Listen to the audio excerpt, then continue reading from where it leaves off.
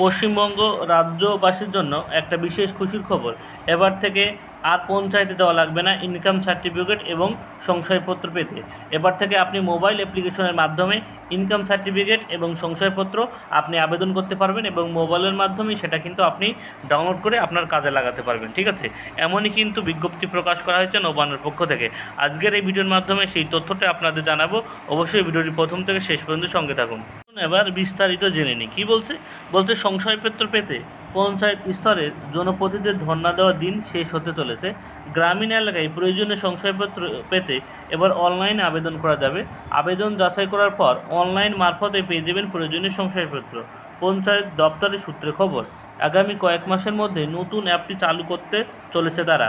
এই অ্যাপটি চালু হয়ে গেলেই ইনকাম সার্টিফিকেট ও ক্যারেক্টার সার্টিফিকেটের মতো সংশয়পত্র পেতে আর পঞ্চায়েতের জনপ্রতিনিধির দ্বারস্থ হতে হবে না গ্রামীণ জনতাকে।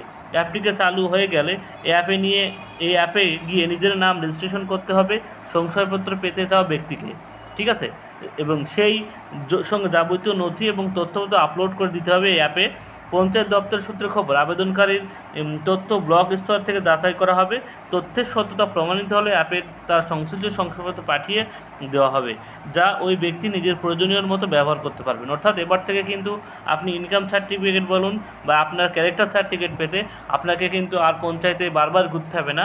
একটা নতুন অ্যাপ কিন্তু রাজ্য সরকার পক্ষ থেকে লঞ্চ করতে চলেছে, যে অ্যাপের মাধ্যমে আপনি আবেদন করবেন এবং আবেদন করার পর কিন্তু সেখান থেকে যেমন আমাদের ভিডিও থেকে ইনকাম সার্টিফিকেট যেভাবে আমরা আবেদন করি ঠিক সেইভাবেই কিন্তু আমি পঞ্চায়েত থেকেও কিন্তু এবার অনলাইনের মাধ্যমে আপনি ইনকাম সার্টিফিকেট বা ক্যারেক্টার সার্টিফিকেট পেয়ে যাবেন। এর জন্য কিন্তু কারো দ্বারস্থ হতে হবে না।